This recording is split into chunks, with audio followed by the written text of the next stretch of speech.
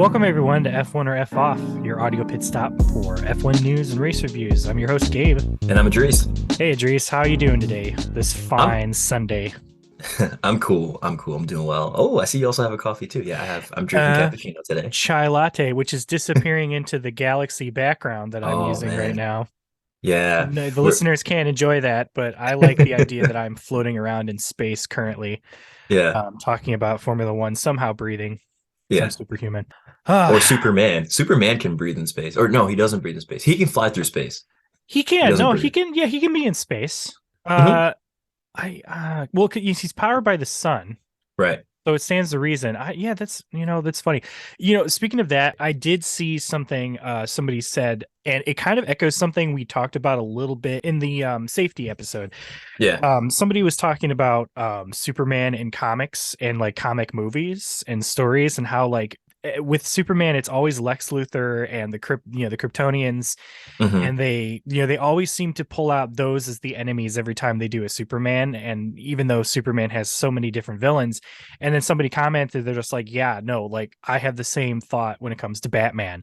I'm tired of Batman being either the Joker, Two-Faced, or the Riddler, and then having it Mm. be about like organized crime. He's like, I Mm. want to see Killer Croc, Man Bats, Sandman. like Yeah. say, like he's like, I want to see these Or other villains Clayface, that would sorry. be like, yeah, Clayface, yeah. Yeah. It's so true. Like, it just let's have fun with it. Let's get weird. Like Yeah. that's what comics are supposed to be, fun and weird. Like that's the I think Yeah. where they're at their best. You know what I mean?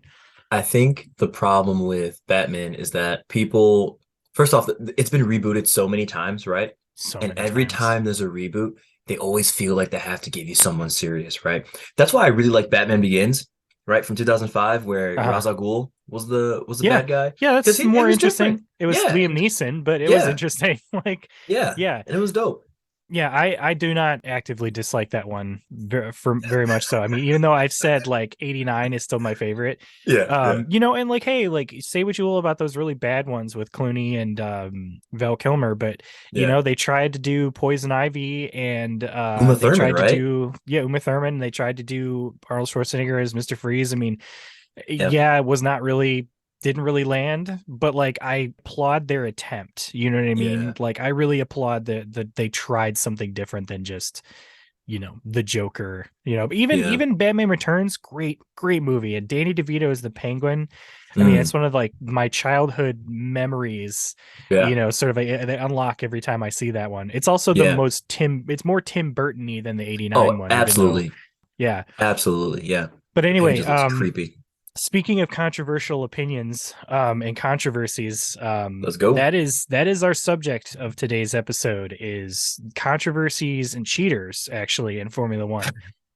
And I've said this to you many times. We've definitely talked about it before, that this sport, I mean, it's such a multifaceted thing. Like there's so many elements to this sport that make it interesting.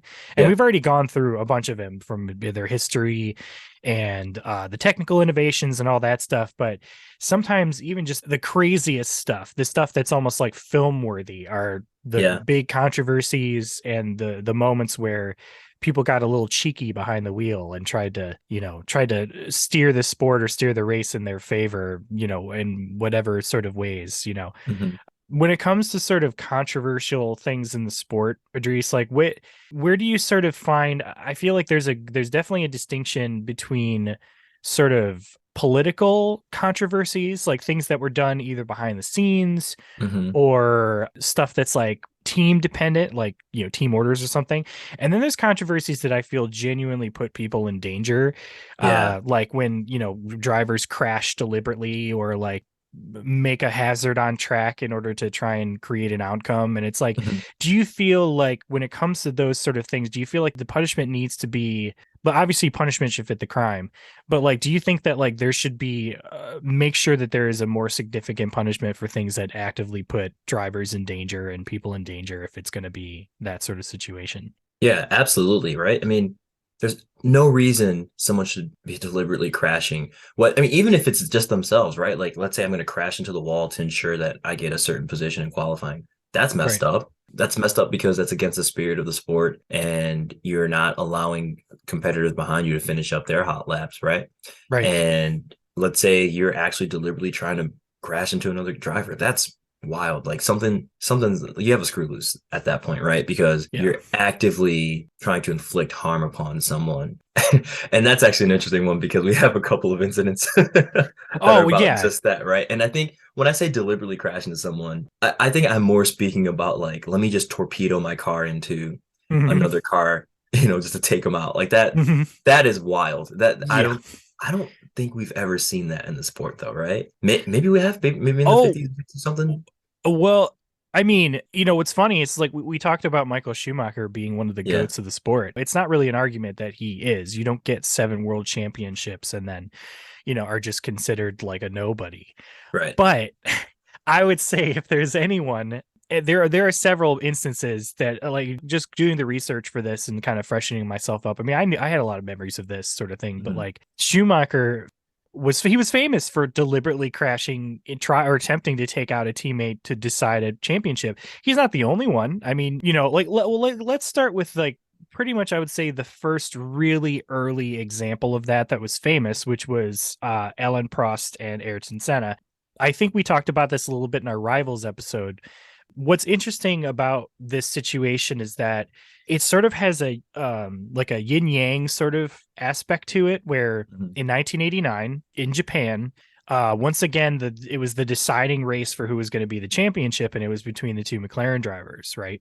Yeah, The way that shook out was Senna was catching Prost throughout the race, and Prost had to finish first in order to win, and Ayrton had to finish in front of Prost in order to just keep his hopes alive. He wasn't going to win the championship, but he was going to he would have been able to move it to the next race and potentially be able to get it. And there are several shots of this moment where they come into the chicane, but there's one that's very clear because the where the controversy comes into play is that obviously they collide. It's not a huge impact. Prost, I think, had some broken suspension, and Senna had a busted wing, but they collide at a corner and an entrance to a chicane. And at first, when you see it from some of the angles, when you first saw it, you just think like, oh, like that was like some sort of racing incident, like they just got really close. But there are a couple of very specific angles. One particularly, there's an overhead angle from a helicopter, and then there is one that's sort of looking at the turn as it approaches, like when they're coming out of it. And you see the amount of distance between Prost and Senna in the corner when Senna tried to come in on the inside. And Prost really did. I mean, he was not going to make the turn in the way that he was going. Like he was going to be in the yeah, grass. And right. so the way that sort of shook out was Senna got his car going again. And he went through this little slip road chicane to rejoin the track because it was a big curve corner.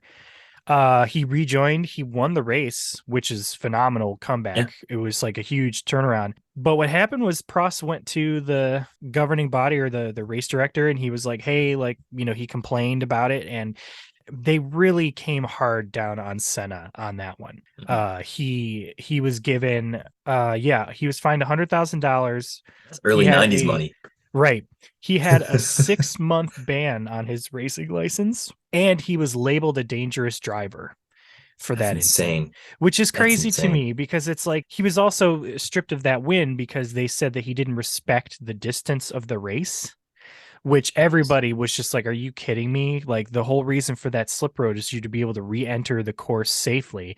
It's Yeah, not like he gained an advantage. You know what I mean? Like I feel like by today's standards, that would not have flown that way that it did.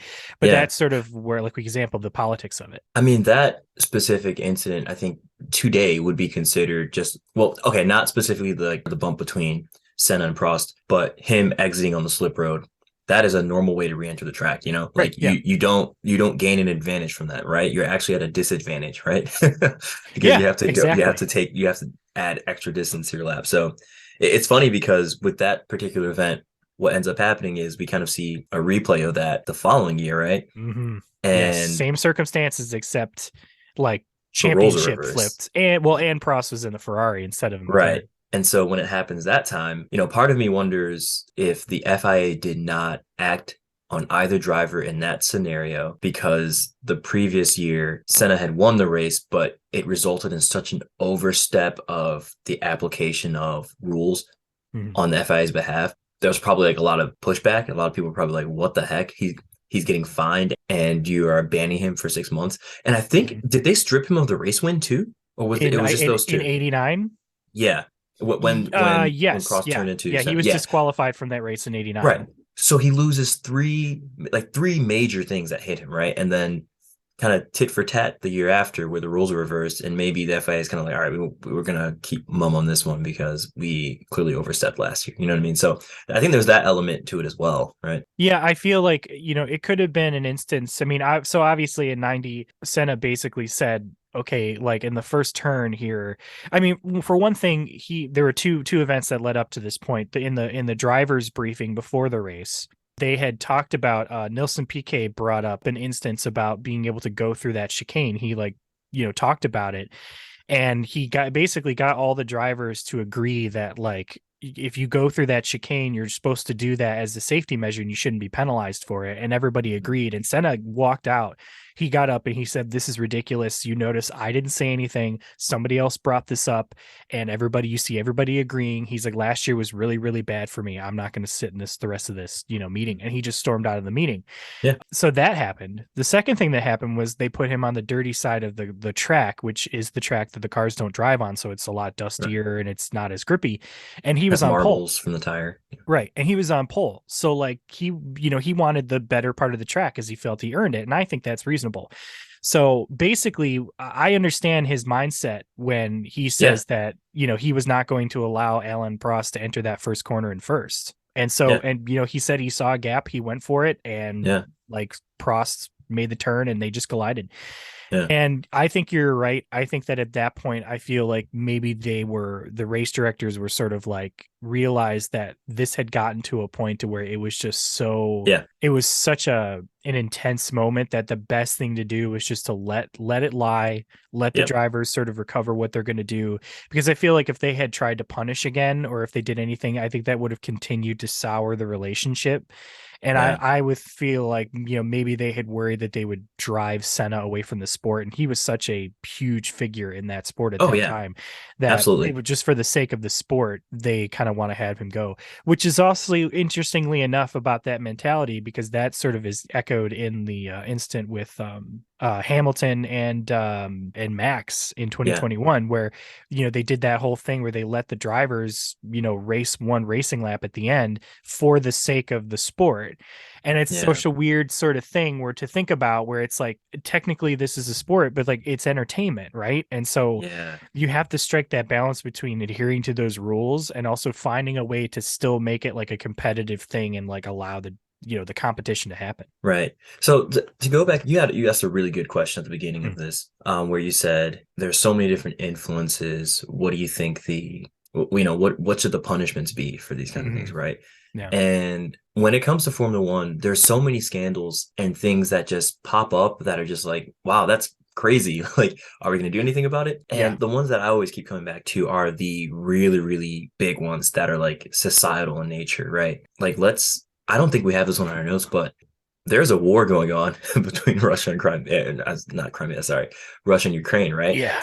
Yeah. And Formula One used to race in Russia up Mhm. until I think just what 2 seasons ago now, right? At Uh-huh. the Sochi track, right? Sochi. Yeah.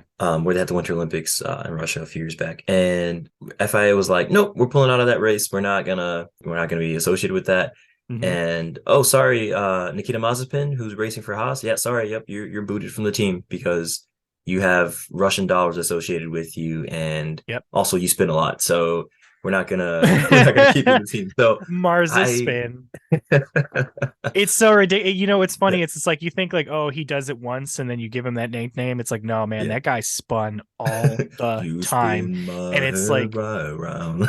have you seen the post that he does where he's just like, oh, advice that I would give to Sebastian Vettel about post racing life? It's like, That dude, was nobody cares about your opinion. yeah. Like, you had like So, what, one season in the sport, you did yeah. awful, and you were like, he had some instance where like he basically like, I think there was like video or something where he was accused of like groping like a woman, like taking advantage of her or something. and that was not great. It was I think I read that in the book by Elizabeth Blackstock and Alanis King, Racing with Rich Energy. I mean, that whole, it's amazing. I didn't even think to put that down in our controversies, but that entire saga with those guys, I honestly, listeners, if you have not read it, I 100% recommend picking it up because it is one of the juiciest, most detailed filled books about like controversies that I've ever come across. And it was a page turner just the whole time. And the thing that's great is they don't even just talk about the whole Rich Energy saga. They talk about some of these other things that we're Yeah. going to talk about. But yeah, Nikita Mazepin, that whole situation, I mean, it was very political. But you and I was thinking about this though too. So in the past, Bernie Ecclestone, he had really close ties to Putin. He would like sit with him in the crowd during the races. And I honestly feel, I'm trying to think to myself, like part of me, like if Bernie had still been in control when this war between Russia and Ukraine had happened, would they Yeah. have continued to try and race? I would imagine a lot of drivers and teams probably would have protested and probably would have, like said, we're not going to race. And even though Yeah. Bernie probably would have tried to do it anyway, which is Yep. controversial in and of itself. But I think Yeah. ultimately, I think it was the right decision because I mean, it's just there's no reason to be giving any kind of validity to a country or participating in it in that way. Yeah. Which also reminds me of one of the things we wrote down about how in the 1980s in South Africa under apartheid, Formula One was like the last team to actually pull out of the country as far as participating, which is just kind of really crappy. I mean, Yeah. really bad. I mean, especially given just the implications of that, right? Like by hosting and like some kind of sporting event there during that era, you're saying this is something that's okay, and at the end of the day, it's all about the money. But honestly, when it comes to sports and sporting events, it is just about the money, right? As much as Mm, we, the fans, get entertainment value out of it, as much as we get like, we gain inspiration, and there can be societal change and impact and good leadership and representation, all this kind of stuff. The guys running at the top, they don't care about any of that, honestly. yeah. And it's quite unfortunate that is just kind of the way it is. Yeah, I think it was 1985 Was that like they the pulled out. last, yeah, that was like the last race they Yeah, did, which which is is wild crazy to. because I think like even the Olympics pulled out, I think in like the late 60s or something like that, Yeah. like from their participation, like they pulled their participation. So like Mhm. it wasn't like, oh, they were in there for like a year extra. It's like, no, they were conducting races in South Africa under that for decades. And yeah, it was not a good thing. And I try and disassociate the sport and like everything that's good about the sport. I try and separate that from a lot of the stuff about the people who ran it, because a lot of times you have to sort of try and compartmentalize those things Yeah. because there is so much good and is so much entertainment that comes out of this sport that like sullying its sort of reputation by the people who are up at the top, it's just, Yeah. I feel like I mean, it's like you said, when you're dealing with that kind of money, it's bound to Yeah. happen. That's why I think a lot of drivers say that like the purest form of racing is karting, like doing go-karts, Yeah. because it's There's just, no real politics. there's no politics involved. You just Yeah. whoever's got the best equipment and can do it the quickest. Like, Yeah. that's why a lot of the greatest drivers started in karting. It's kind of where you sort of begin Cut your your teeth. career. Yeah, look, I think at the end of the day, it comes down to just the fact that we are humans, right? And humans can be motivated by different things, and we are complex because we live in societies, and societies are inherently human because of that. And they're very flawed, right? Because they're Right. representations of ourselves as individuals. And yeah, it's unfortunate. It's an unfortunate reality about it. And, all you can really hope for and ask for is progress, right? Right. And changes that are everlasting, Mm. that actually make some good impact too. I think we touched upon this in the last episode when we were talking about our favorite drivers. What Lewis is doing with like the Hamilton Commission Hmm. to take a look at just people of color representation in the Right. sport. That's really awesome, right? Focusing on it from a lens of just STEM education and just getting like a pipeline of engineers and other roles into the industry and trying to identify what are the hurdles, what are the gaps there. So that's Mm. awesome to see. It's awesome to Right. see that Seb was really adamant about, climate change and the Yeah. impact of the sport and the impact of carbon consumption as far as fossil fuels go. and its impact on the world, right? He wore that helmet during the Miami GP Yeah, that said, yeah. what did it say? It You was have a like better memory than this. What Miami did it say? Grand Prix 20, it was like 2033 or something like that. And it was like the Yeah. first Grand Prix underwater. Yeah, yeah. Like, That was yeah, great. Like he didn't it care. was, It was great. yeah. Well, and also I want to take a moment too to give a shout out to our boy Valtteri Bottas, because Yeah. I don't know if you saw, he made a post not that long ago where he basically was like, I don't understand what they're trying to do by trying to say that drivers can't like talk about and like, you know, support things that they want to do. And he Hmm. was wearing like the trans flag bracelets on his arm and like, Good for you know, him. get sending out like That's a excellent. pro trans message. And I'm just like, dude, hell yeah. Like, Yeah. honestly, because here's the thing, they can do what they wanted. The FIA can try and silence drivers if they want to. They can Yeah. oppose race bans, they can fine them, whatever they want to do. But here's the thing, ultimately the drivers have a lot more power than I think they realize, because it's like somebody's Absolutely. got to drive the cars, Yeah. somebody has got to be on the track that people want to watch. You know, there's a huge fan base for these drivers then, and like they want to see them out track. And so Hmm. there's power in that influence. And I think like Hamilton knows that really, really well. He knows that he has that Absolutely. power and he has that influence. And it's like, that's what you want to see. You want to see them do that. Like, Right. I remember 2020, he was on the podium, he pulled down his race vest and he had a shirt Hmm. on that said like arrest the cops The that cops who shot killed Breonna Brandon. Taylor. Yep. And I'm Yep. like, I saw that, my jaw dropped. I was just Yeah. like, oh my God, like that's Yeah. amazing that Yeah. that's happened. Yeah. Athletes have such a global platform that if they don't utilize it, it's like a lost opportunity, you know? Right. Right. Yeah. And it's important. And I think that they're gonna find it's gonna be like, did you see that Netflix did this thing where they were gonna charge people for sharing passwords, right?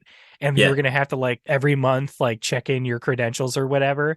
And then there was a huge backlash and people were like leaving Netflix. And then all of a sudden Netflix was like, whoops, that was a typo. That we didn't mean to send it. And I was like, oh, you idiots. I'm just like, if you're going to do something like that, just be like, hey, okay, we heard from what people were saying and we course correcting and we're not going to Mhm. do this. The fact that they're trying to like save face and like pretend Yeah. that like, oh, we It's made a too late, mistake. It's buddy. like, no, no, no, no, no, no, no. Yeah. You knew what you were doing. Don't give us that. I feel like with the FIA can, you know, they could I could imagine them doing that. I could imagine Hmm. them trying to make some excuse, but like ultimately they're not going to keep the drivers from saying what they're going to Right. say. They just So they because the drivers might get fined, but hey, I think for some of them it's they like, make you know, money. they got the money. You know, these guys get bonuses if they win races up at the Yeah. top. So, you know, hey, I'll lose a bonus to like put out a political message. Why not? That reminds me, we were talking about this a while back, but Bernie Eccleston, who by the way is he was the former head of F1. Like he Yeah, was kind of the guy who kind of put it on the global map. So right. he did a lot of work to get it to that point, and Mm, then Liberty Media came in. So I think it was during a one of the press conferences back in like the 2014, 2015 season where mm. Lewis is just like on Twitter or Snapchat or something like that. And I remember we were talking about this. I think that action burned Bernie Eccleston so much because he didn't like Uh-huh. that he couldn't control the messaging Yep. and the way that drivers interacted with the fans and the public, right? Like it Hmm. had to be the full, like the formally sanctioned F1 way. And social media has completely circumvented all of that, where the drivers can now have personalities and show, well, they've always had those personalities, but they Right. can fully put them out. Right. You can show who they are, show the movements that they support, all that kind of stuff. So it's Right. just fantastic. And you can't contain, just like this is just more credence to what you're saying. You cannot stop these guys from doing what they want to do, right? Yeah. Well, And it's like the internet. You cannot contain the internet. It's just yeah, going to be what it's going to be.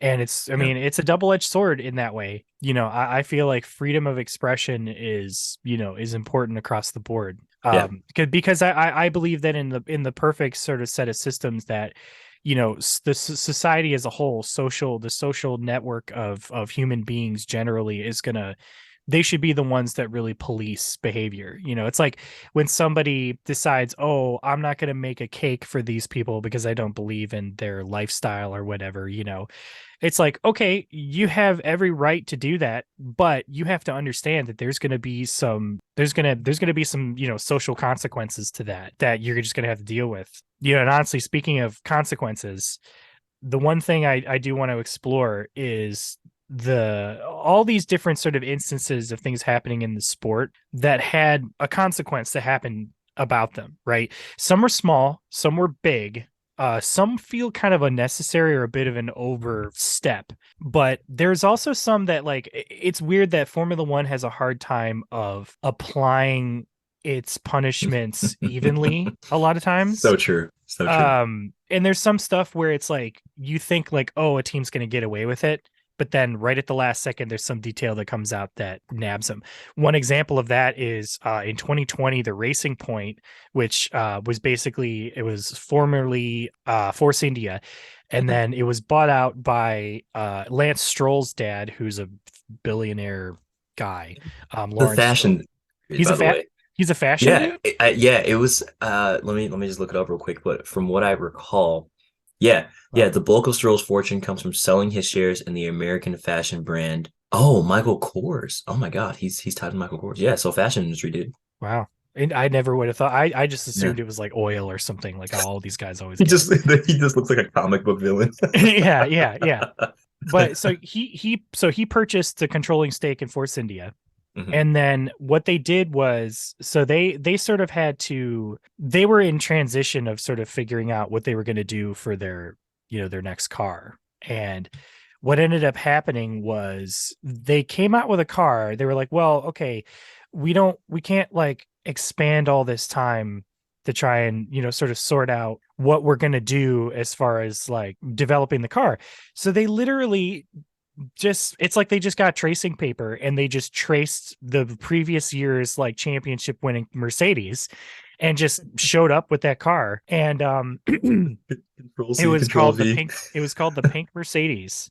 And the thing is everybody protested against it. They're just like, you can't just do that. And there's like, well, I mean, they came up with a design, they manufactured it, they engineered it themselves, they made all the parts. So like, there's nothing wrong with that. So they were basically going to give a clean slate until somebody noticed that their brake ducts looked exactly like the Mercedes. And the thing is that there is a Uh-oh. list of parts that you cannot, you Right, have to make yourself, that you can't right. purchase. Yep. So basically, they found out that Racing Point was in possession of basically a CAD file Yeah. of the Mercedes, the brake ducts, and they just made those and used them, and then they got a $440,000 fine and were deducted 15 constructor points because of those. It's like, you guys, it's like you almost did it, like Yeah. except for just this one little detail you slipped Yeah. because you didn't think anybody would notice, and then you get $440,000 fine. It's like, way to go, like way to To, be on point with that one there, Racing Point. to quote Martin Brundle, you hit the car in the wrong place, Michael. Yeah, yeah, yeah. Oh man, well, And yeah, real quick too, I just want to quickly explain for someone who's not familiar with what a CAD file is. CAD is computer aided design, and in the engineering world, a CAD file allows us to just digitally represent our ideas of what something can physically look like. Right. So if you draw it out on paper, that's a 2D representation. You do it on your computer with some 3D modeling software, that's a CAD. That's in CAD, and the file you produce out of that would be the CAD file. So literally they had that 3D model file, just Control C, Control V, send it off to the print shop, done. And yeah, they that's a sent it big to no. Kinko's. Yeah, that's a big no, Michael. So you can't be doing that. No, no, Michael, this is so wrong. I think he said, here's the thing. I think we've been misquoting that this whole time because I think he says Mikey. I No, think he says, no, Mikey, this is wrong. which is even funnier because that kind of shows that they're very close, right? So how Right. many calls was Toto making to to Yeah. to Late Michael at night, Massey? like, He's like, hello, Mikey, what you up to? You want to hang out? hey Mikey I'm going to have some WYD, bratwurst. what you Uh, doing? yeah, well, that was the during the whole Max Verstappen and Lewis Hamilton debacle of 2021 at the end. It was, Yeah. they basically, in a nutshell, the safety car came out and it was like right at the end of the race, and they have to do these circuits around the track while they're clearing it, and the laps are counting, they're not like neutralized. So what ended up happening was they were releasing all the cars that had been lapped to pass, and normally you let all the cars go through the pack and then recircle and rejoin, and then the safety car comes in and you resume. But what happened was before all the cars even passed, the safety car was like, okay, I'm going to come in. And they're like, what? Wait a minute, what? They basically were like, hey, we're here to race, Nani? there's one lap left, let's just let it play out on track. And it was a big Yeah. controversial decision, only because if had they just gone by the rules normally, then the last race of the season would have ended under safety car, and Hamilton pretty much would have been assured that win because there wouldn't have been any more laps to race. And I think that Yeah. that was the decision where they wanted to see it play out on track. And so from a entertainment standpoint, I understand that, but from a rules standpoint, that was controversial. It's a weird line, it's kind of you're sort of like on a tightrope trying to figure out like how are we going to do this the right way, but also like what's fair, what's entertaining, that's not going to compromise safety or whatever. You know what I mean? Yeah. I think that one in particular too really burns a lot of people too because of the implications, right? Like I think had it been any other race, it would be okay. But the fact that it was the last race of the season, Right. it was the last lap of the last race of a championship deciding season, right? Right. So either way that it was going to go, it was going to be wild because if you allow them to race in the last lap, Max would absolutely pass up Lewis and win his first championship. If you allow it to, continue under the rules as it typically would be, Lewis wins his record-breaking eighth drivers, championship. So, Mhm. yeah, it was either way. People were going to be upset. I think. Do you Yeah, think that's a record that will be broken at some point? that's Like a the good 7 question. championship? I Yeah. think for Mercedes to have done what they've done is really impressive because it's such a confluence of things, right? It's like the right driver, the right team, like team culture, the right Mhm. car, Right. the right era of technology for that team to produce a car that just puts them like head and shoulders above everyone else, right? I, part of me wants to say I think that record's going to stand for a super long time, but it is possible that it could be broken, right? Yeah. If Yeah. like kind of tying into our last episode, if Max continues on this ridiculous trajectory he has, and if Red Bull continues on with the strength that they've showcased the last couple seasons, Mm. and I think what also kind of enhances that is the fact that they've partnered with Ford now, right? So 2026, Right. it's Red Bull Ford powertrains, right? Mm. And we called it. We said this last. We said We this last kind of episode. did. I think we manifested it We a little manifested it. bit, Yeah, yeah. It was on our Um, vision board. right. It was on our vision board. That's right. Yeah. Just a big Yeah, Ford logo. yeah. Um, I don't know, man. I think drivers championship, it's easier for someone to get several drivers championships, I think, across several different teams, but maybe not. I think it will be harder for a constructor to repeat what Mercedes has done. I think the Mercedes record is going to stand for a long time. well, so here's what I'm thinking. Yeah. All Mercedes has to do is have a good car next year, or this year, I should say. What makes you say that? Because here's the thing. I think Hamilton is still very much in his prime. I don't Oh, think absolutely. he's gotten anywhere close to slipping away. And so I think as of this moment, Hamilton is still in the best position that he can be as far as being in a team that can win championships Yeah. still. And he's the top driver of it. So I Yeah. feel like if that record's going to be broken, this is still the time to do it within this next few years. Yes. If Yeah. if the Mercedes comes out strong this year and Hamilton is up there consistently and winning the races, and we kind of have a repeat of like the 2020 season or the Hmm. 2021 season, I think he has the potential to break that record. I Yeah. think that if we continue to go another couple of years and Mercedes just cannot keep up with Red Bull and Red Bull keeps bringing the steam out, it's just going to make more and more and more difficult. I think that this year particularly is very crucial for Mercedes as Yeah. far as trying to remount the top of this. And Yeah. I think that provided that they come out strong, I think that they can. I do think it's kind of hilarious. Christian Horner apparently just did an interview where he said that, oh, like our car is so severely compromised because of the lack of wind tunnel time, and it's just like, no. Like, if you want to think that, Christian, sure, but I think we all know that, like, your little cost cap punishment was really not that much of anything, nowhere near as bad as you think it is. And, but I will take the opportunity to also applaud Christian Horner because I think he's an excellent team boss, right? Sure. Like this is what you're supposed to do as a team boss. You go out there, you play the political show, and he's good at it. Red Bull has a lot to thank him for. Right. So, one thing I think I would like to talk about next. So, obviously, controversies are a thing. And if they're political, they have different sides. There's different ways to look at it. But there's definitely stuff that's happened that's pretty cut and dry. And that is definitely when it comes to specifically people who cheat. And like, it's very clear.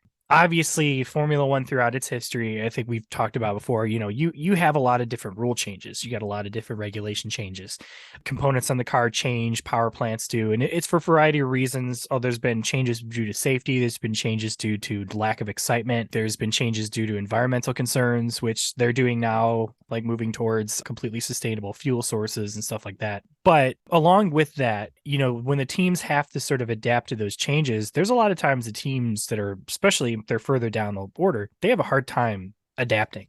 One of my more favorite things to talk about, or favorite instances of this, is actually in 80s, like kind of early to mid 80s. The Lotus team, which was just absolutely a dynamo of innovation. I mean, they were like the first cars to be really successful and put the engines in the back of the driver behind them instead of in the front, Mhm. which has a huge amount of performance advantage for a lot of different technical reasons. You don't have to have these big drive shafts to get to the wheels, so the power transfer is a lot more immediate and a lot more solid.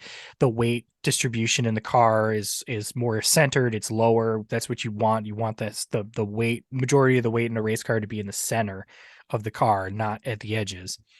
And as Um, low as possible. and as low as possible. But throughout the late 70s, into the 80s, they had, the ground effect cars had started to happen, which we sort of have now, but it was something that, they had implemented and then it was changed. But one of the biggest deficits that they had in those period of times is that the cars were switching to turbo engines, and turbo Mhm. engines have a tremendous amount of power. It was so clear the performance advantage was so high that they needed a way. The smaller teams who didn't run turbos, they were running those Ford Cosworth V8 engines still, which were a lot lighter than the turbos. They had to pack on, there was a minimum weight for the cars, so they have to sort of pack on that extra weight in order to compensate for that. So, I mean, Idris, like when you think of that sort of like kind of, what is it, discrepancy between like the weight and the power of those cars, when it comes to those engine regulations, like to you, like sort of where do you, is there any places where you sort of see that advantage of that? Like if you were a team boss in that period of time, like what would you think as far as like trying to overcome that discrepancy with the engine? You mean as far as what aspect? Well, like, so, I mean, basically what I'm getting at is that these teams, the way that they tried to get around it, it was very much a cheating way. I'm sure that there's some more technical way that they could have Mhm. approached it, but what they literally did was they put in, they had these giant water tanks in the sides of the cars, Gotcha. and they were talking about these water tanks being used to cool the brakes. Hmm. But what was happening was, in order to meet the minimum weight for these cars that weren't running turbos, they packed down the weight of the car with these extra water tanks to reach that minimum weight. And then during the race, they just emptied the water gradually on the track as they drove around it. And then that way they could run lighter weight in the race, like above Yeah. the regulations. And then when they came Oh, back into the pit, they just refilled the water tank so they would match that minimum weight again. yeah. No, no, Um, no, no, no, no. no, That no, that's no, no, Mikey, no, Mikey. no, That no. is Yeah. bad. Yeah, I mean, that's straight cheating, right? I mean, as cool as it is that they're utilizing like cooling technology. I love that stuff, right? I mean, you're just using when you're doing that, what you're doing, you're utilizing a fluid to drive heat and direct heat away from a heat source, right? Mhm. Excellent. Really, really straightforward concept. Now, actually implementing that's a little difficult depending on thermal environment that you're dealing with. Yeah, but them actually like just emptying the water tanks, like, yeah, come on. Yeah. Come on. Like Yeah. do it a different way. Just use Right. higher thermal capacity coolant, real quick, I wanted to also just quickly address for some of our listeners who may not know what a turbo is. So, effectively, It's a what thing you put on sunglasses and bowling balls from the 80s, That's what turbo is. If you want it to be faster, if you want it to be cooler, you just put the put turbo turbo on? on it. Yeah. That was the thing in the 80s. That's like, yeah. My dad And had a bowling then, ball that said turbo, and I was like, "Dad, oh, why is nice. this one turbo?" And he's like, "Oh, I don't know, It it's just faster." is. It just is, son. You'll learn. You'll learn. Yeah, but anyway, tell us about turbo Yeah. and how why turbo is cool. So turbo references turbine, right? So if you ever heard the word turbocharger, that's what that effectively is. Turbine is attached to the engine. So what it does, it utilizes the exhaust gases. So that is the gas that comes out of the engine or the power plant, and it's good. That's waste, right? You're not even going to use that. But what a turbine does, or a turbocharger does, it takes that exhaust gas and spools up a turbine, right? And then that adds extra horsepower to the engine. So you're actually increasing the amount of performance you get out of that package. So it's a really useful way to extract more power out of something. A supercharger, on the other hand, you'd be using like a mechanical fixture to actually drive more power into the engine. So it makes sense to use a turbo, make it a turbocharger versus a supercharger, because you already have that exhaust gas there, right? I think that, yeah, well, and also the main difference too with a turbocharging and supercharging too is the immediacy. Yeah, Like for example, drag. You'll see there are some turbo, drag racing cars, but a lot of drag racing, especially early on, they use superchargers because the power is immediate. The yeah, power creation, the response is immediate. Turbos in the early days, they have what was called turbo lag, which means that there's an amount of pressure that needs to build up in that turbo in order to be forced into the engine in order to create more power, right? So like, yeah, engine gets its power from the explosion of the fuel, which is a combination of the fuel that comes in, the air that comes through, and the actual explosion itself. And so if you get more air in the fuel mixture, you can create a bigger explosion and a more of a, a force to really get the car going. And so that pressure of that buildup needed to take time to build up. So a lot of times what would happen with those cars early on and what made them really unpredictable and ultimately kind of unsafe at that time was that, drivers, when they come out of a straight, they, put their pedal to the metal and the car yeah. was like, it's going and then it Like, builds up and all of a sudden it's just, yeah, and it just yeah, like, as it hits a certain RPM range, it just, it yeah. takes off. And so they'd have to compensate for that. They'd have to like know how to handle that. One thing that was really interesting that Tyrrell did throughout this whole saga too is they sort of did a similar thing where they had these water tanks, right, that they would, use to fill.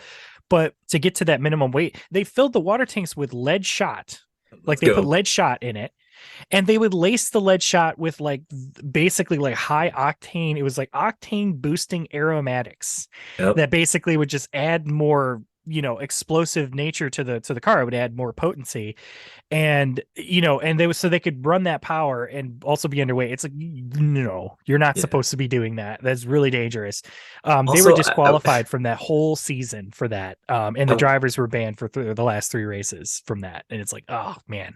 I want to know, where are you buying lead lead balls that are laced with octane? You're not going to Kroger and picking that up. You know what I mean? And the reason I bring this up is that clearly other people were in the know about this, right? Like Mhm. whatever manufacturer they were buying these lead balls from, right? Like let's say it's like the warehouse down the street from Tyrrell, right? And the lead engineer goes over there. He's like pup, pup, pup, pup, pup, walking over, and then just buys a handful of lead balls. And oh, what are you doing? Oh, just nothing. Well, Also, it's lead. What are you doing to handling lead? I bet if it was that simple, I bet you they just had some intern do it that like they didn't know was an Probably, engineer, probably. like, and he just had to sign some NDA, Hmm. whatever. But like, that's the risk that these teams would take. It's like they would cheat only so that they would hope that nobody would catch it. One of my favorite stories I like to hear about, and honestly, they didn't even make a movie about this. There's a brothers that were called the Worthington brothers, back in the early 80s. They were involved in Grand Prix racing. They actually raced at Le Mans. And these guys were, as it turns out, they were like running giant blocks of weed out of like an airport, like, at late at night in order to pay for their racing. And they basically went to Le Mans as drivers for a Porsche team. And, they paid the money in order to be drivers and like only to find out that they weren't going to drive. And they were asked, like, okay, like, what do we need to do in order to be able to drive these cars? And the owner was like, well, you just got to buy the car. And he was like, okay, how much is the car? And the owner basically gave him this outlandish price that they didn't think they were going to like give. It was like, at that time, I think it was like well over $500,000 or something. And they were just like, okay, go to our trailer. There's a duffel bag, pull out 500 grand and don't take up any more. And they did it. They bought the car. And the crazy thing is they won, and they were the last time that a production vehicle, like a non-prototype like Hmm. race purpose, like it was a Yeah. production based Porsche. It's the last time that had won Le Mans, like outright, and which is crazy. And it was because it was in the rain and they just knew how Yeah. to drive in the rain. And but I think the biggest thing they ever did with cheating was they did the Daytona 24-hour race. Hmm. And for the qualifying, to make sure that they were on top, they would do these huge blistering laps for their qualifying session. And right Yeah. as the car would cross the line, it would just explode. Engine would just go. It would just blow. And as it Perfect. turned, and they had these guys had enough money, and it was in an era that was so excessive that they just bought new engines, just popped them in there. Mm, But what happened was they found out decades later when they got these cars in for like the the museums or whatever, they mhm. found a secret chamber underneath the car that was just empty. Like all the other cars that were of that spec didn't have this chamber, and they contacted the engineers. There's like, so what's this thing? They're like, oh, you found it. And as it turns out, during that Daytona races, during those qualifying races, they were running nitrous oxide into the engines to get an extra boost of power. And My it was so much God. that it just blew the engine up and it just melted the block like after they were done with their qualifying lap. But it was enough to get him in. I'm Yo, all right, I gotta say, like like the whole story from start to finish, this was like National Treasure 3, man. I'm on board for this. yeah, Actually, like there could already you is a National Treasure 3, so National oh yeah. Treasure 4, you know. Right. Yeah. But I mean, could you? I what? mean, like, Like, that's what I'm why? seeing. It's like these are the. This is what makes motorsports so crazy and fun. It's like it's wild that they got away with that, and I want Yeah. to see that on screen. Like I want to see that being portrayed. That's such Yeah. so Oh, dramatic. that'd be an excellent movie. Okay, so here's a question though. What are Okay. we gonna title the movie? And we need to come up with a screenplay. We know Oh, people who can do it. you could be something like Daytona Nights.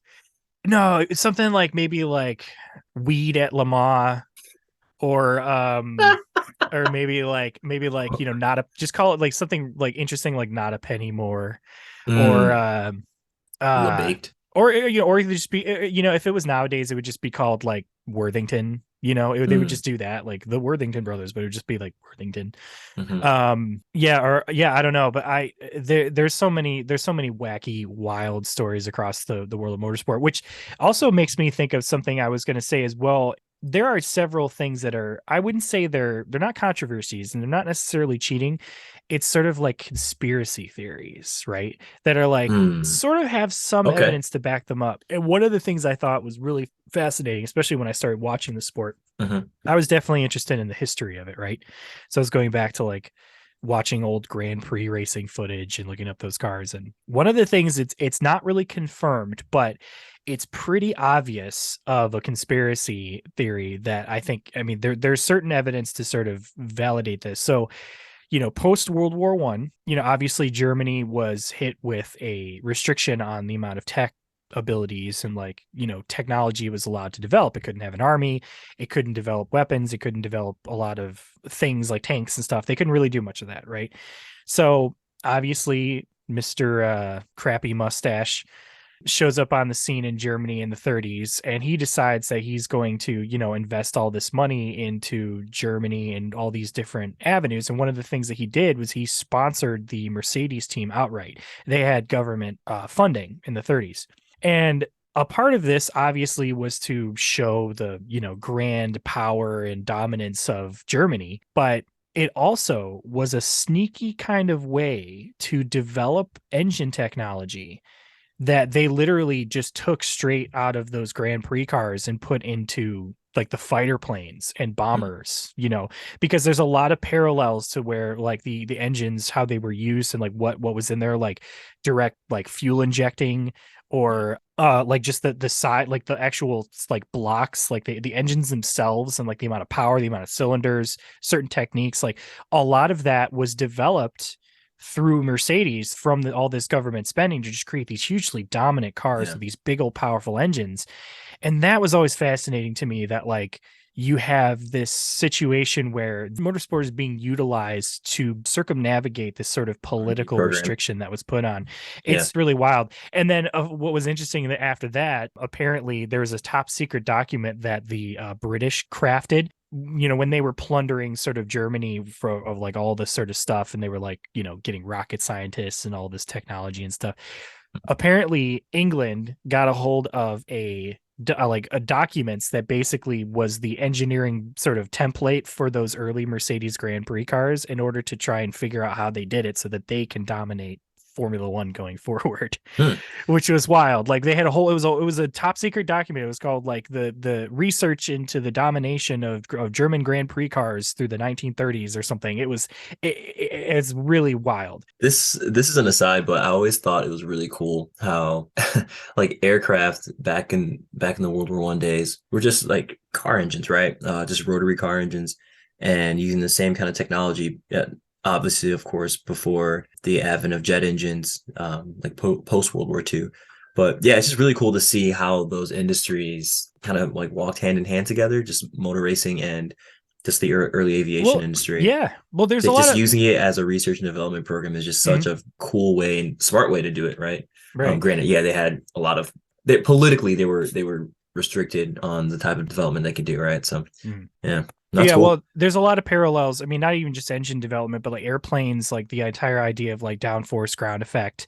A wing for a car that's creating downforce is just an upside down airplane wing because the airplane Hmm. wing creates lift. So if you flip it upside down, it's going to have the opposite effect. And so they just realized that they're in the like late 50s, early 60s, and there's like, oh, wait a minute. Like, that's wings started happening. And it was a huge, huge revelation. The other sort of conspiracy theory that I always like to talk about, I think is really fascinating, and it's the fact that in the late 70s, Tyrrell had this six-wheeled Formula One car, which was like probably is one of the most successful debut cars to just be put out there, and because it was immediately starting to winning races. You, And you gotta Google image what this looks like too. yeah, By the way, you when you're look as it you're up. listening to this, it's yeah, Elf was the sponsor, right? Yes, yeah, it's the Tyrrell team between 76 and 78, I think is when the years that it Yeah, ran. Project Um, 34 they call it. Yeah, it's hugely fascinating. There's a lot of technology behind why a six-wheel car in the front has a lot of advantages. It's mostly aerodynamic. It doesn't have as much to do with grip as you might think. It's actually a lot mostly has to do with aerodynamics. However, there was a sort of a conspiracy theory that Ferrari was really threatened by this car when it came out. And this car had obviously it was like 10-inch rims that it had to utilize, and so it needed special tires from Goodyear.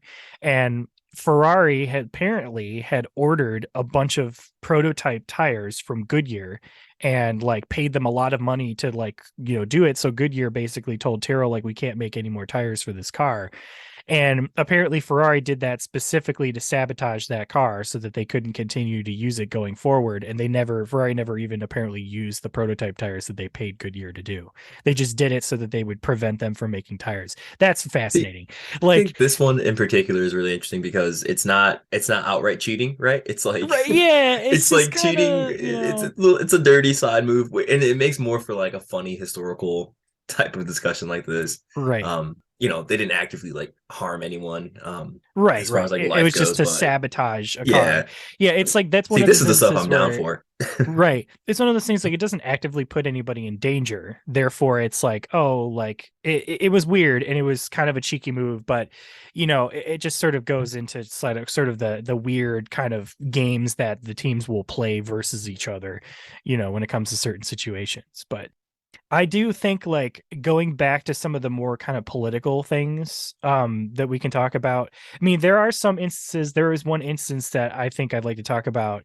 In 2005 at the US Grand Prix, there was a controversy that came out of a safety concern. And it's really kind of a bummer that it was not resolved. And I think there are a lot of people that blame the fact that like the sport left the United States and didn't come back for years was, mostly because of this embarrassment. And that was they used to race in Indy, and so Yeah. Indy has these banked turns, right? And the road is they do this process of diamond grinding the road surface to smooth it out, but it creates these big ridges that are like a really abrasive surface. If you're driving Mhm. straight on it, it's not as abrasive, but as you move across, the friction over the tires is a really, really intense like abrasion that can So happen. effectively what you're doing, you're going from like you have to think about how these tires are produced too, right? Like if you think about a normal tire, you have rings that go, front and back if you're facing the tire, right? If you're actually driving as if you're driving a normal car, the rings are kind of just going in the direction that you're driving. What Gabe is saying here is if you're going left and right across that road, you're shearing or you're putting some kind of side load onto that tire, which is not it's not designed for. Right. Yeah. So essentially, at that point in time in 2005, there were two tire manufacturers that were providing tires for teams. It was Michelin and it was Bridgestone. Now, Bridgestone had an American subsidiary called Firestone, and Firestone were running all the tires for the then technically it was like their version of IndyCar back then. I think it was called CART, CART. And they had all of this backup data from that race series and those tires specifically. And so they knew that as you're driving on the banked surface, there's an amount of, your car is being pulled down towards the center just based on the position of the car, from the gravity standpoint. Right. And so Bridgestone had enough data from the other series to understand and be able to compensate and create their tire compound to be able to run that course on a banked circuit and not damage the tire.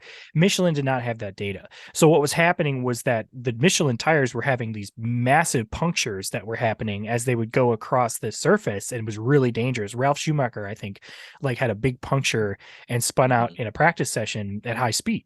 So the problem was Michelin did not have enough time or resources to make new tires to handle this circuit. And there were a ton of teams that were running the Michelin tires. They tried a bunch of different compromises. They're like, well, we could put a chicane in at the race that the Michelin tire drivers could go through to save the tires around that corner. But then that would be sort of unfair because then the Bridgestone would just run away with it because they didn't have to do that. Yeah. There was also an idea of just having having them go slowly through that section as they come through. There was all these different compromises they were trying to come with. I think that had they put in a chicane and had made everybody stick to the chicane, I think that probably would have worked out better. Or the Bridgestone teams didn't want to relent because there's hey, we showed up with the right equipment. You guys didn't. Yeah. And so what ended up happening was literally right at the last, down to the last minute, they could not come up with any sort of compromise. And the teams running Michelin tires, they did their outlap and then they just came right into the pits and retired. And there were only 6 cars that raced on that track for that race. And everybody was booing. They were throwing beer bottles on the track. I mean, that is one of the coolest images of a start grid of all time. It's cool, but it's kind of pathetic at the same time. It's oh, well, cool man. In the sense that it shows just the impact of that, right? Like a decision that is made at the last minute about safety can have this kind of impact, right? And you just look at this. It's just a cool historical fact too. It's like you're playing. It's going to be similar to when Lewis was the only person starting on intermediate tires at the Grand Prix. I think it was 2 seasons ago. I can't remember which one it was. Yeah. Insane. Only one on intermediates at the restart. Everyone else is in the pit lanes getting slicks on. It's like you're playing a racing game late at night, and you can't get a full lobby, so you just show up and there's only 6 people in the track. And that's kind of what it looked like. But Ferrari walked away with that race because they were just faster than everybody. I think the only other teams what was it, Jordan and yeah, I'm looking at the image right now. Was it Jordan and Minardi, maybe? I don't remember who else was on track with them, but it was 2 midfield teams and Ferrari, and so they just walked away with it. And it was really embarrassing. It kind of spoiled Formula One in the United States for quite a while until they built COTA, which we were at, and COTA is a really, really good track for that sport. I mean, COTA, it's really good, yeah, because I think what's interesting about COTA is that it is pieced together from some of the best elements of other tracks on the calendar around the world. So you kind of get a little bit of everything. So we talked about this a little bit already, but I want to sort of really, I kind of want to talk about this a little bit more. And that was, obviously our last episode, we were talking about GOATs and we were talking about Michael Schumacher. I kind of want to talk about that 1994 season. Yeah. It was a really, really messy season for a lot of reasons. I mean, Senna passed away, Ratzenberger passed away. Same weekend. Same weekend. The FIA had tried to implement a lot of things after that to try and slow the cars down, which created a lot of extra controversy. And what's really crazy is that a lot of that came from Benetton, which is weird.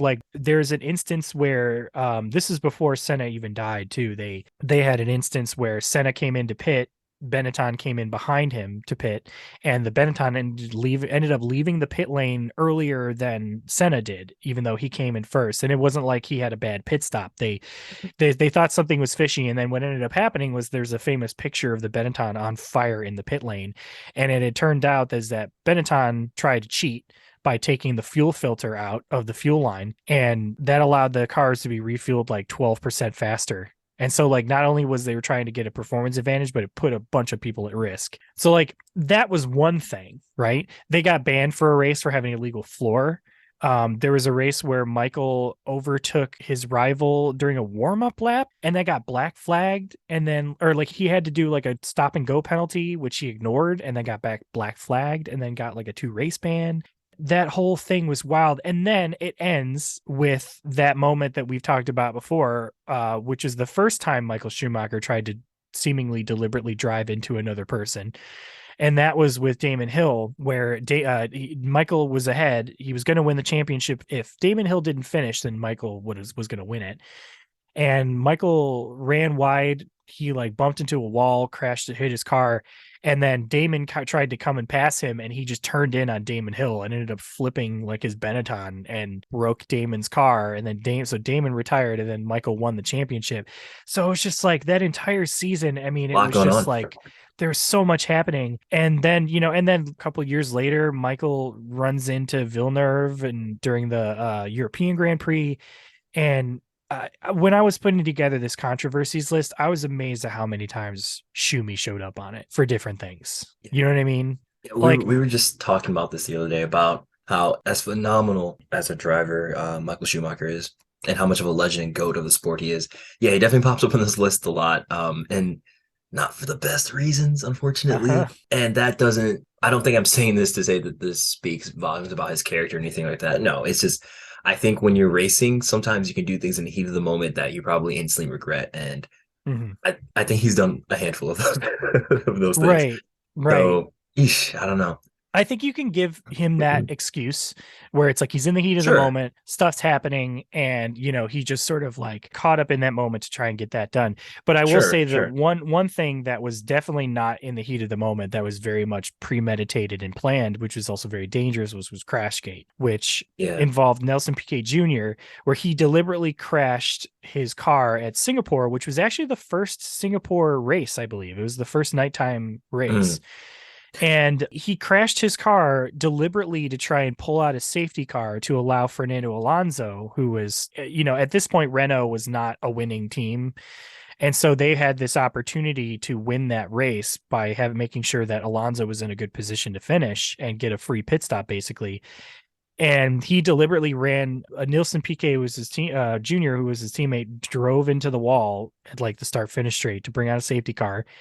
And that allowed Alonso to win that race for Renault. And it came out later that that was a deliberate crash, that was not like a driver error or anything. Like he was premeditated, like crashed that. And it was planned by the team boss, Flavio Briatore and Pat Simmons, who were then banned, but have been since unbanned. And I think Pat Simmons is still involved in the sport to some capacity. Alonso was not blamed for that accident or for that. He was basically freed. They were saying like he didn't know that was going to happen. He was just, conducting his race, and that, he was kind of kept out of the loop. So this is an aside, but we'll come back to the crash gate. Singapore is a beautiful track. Oh Like yeah. that might be one of the best races on the calendar. I Like just really like it. for that nighttime racing. I know it's incredibly unbearable for the drivers because of how hot it is when they're driving and racing at night. Even during the Yeah. nighttime when they race at night because it is cooler during the night. Mm-hmm. But they still finish the race and you see them go up on the podium and they're just like drenched in sweat and they're just down in so many bottles of water in the cool down room. Right. Yeah, That don't thought had me thinking, go ahead. I was gonna say, don't the drivers? I feel like there's a number where the drivers will like sweat a certain amount of gallons in the course of that race. I've heard that they can lose up to 10 pounds per race. Is that seems like a lot. I can't imagine that that's true. Because if we're talking 10 pounds, that's about 4 kilos, right? Which would be I have yeah, so I've just pulled up an article about it, and it says that there's, with a stifling 30 degrees Celsius heat and 70% humidity, drivers can lose up to 3 kilos of fluid during a okay, 2 hour three. race. Yeah, I always thought, oh my God, that's actually kind of close to oh my God, yeah. Yeah. Like Yeah, so they're almost 10 pounds. yeah, and they Holy have crap. like, obviously they have a drink system online, right? Yeah, That's like that they drink from throughout the race, or else they would, they didn't used to have that, and you have these yeah. drivers like Nigel Mansell passing out as he's trying to push his car across Hmm. the line. Yeah, and that's what also just goes back to saying like what we said, these guys are athletes. Don't Yeah. pretend that they're not. Like they put their bodies just through a different kind of challenge. Quick correction. You can see the engineer in me. It's not 10 pounds. It's actually closer to 7 pounds. Okay. I do a Well, lot of still, rounding. I mean, 7 pounds. That's, But still, that's significant, dude. Yeah. that's Okay. But intense. anyways, Singapore, beautiful track. My question was going to be, what is your favorite track on the calendar? Recently, I think I've come to realize that it's probably Brazil, It's a good Interlagos. pick. Yeah. It's just such a good there. It's had so many good races. It flows in this way that feels really fluid and Yeah. dynamic for a track. It doesn't have like some crazy 90-degree braking zone.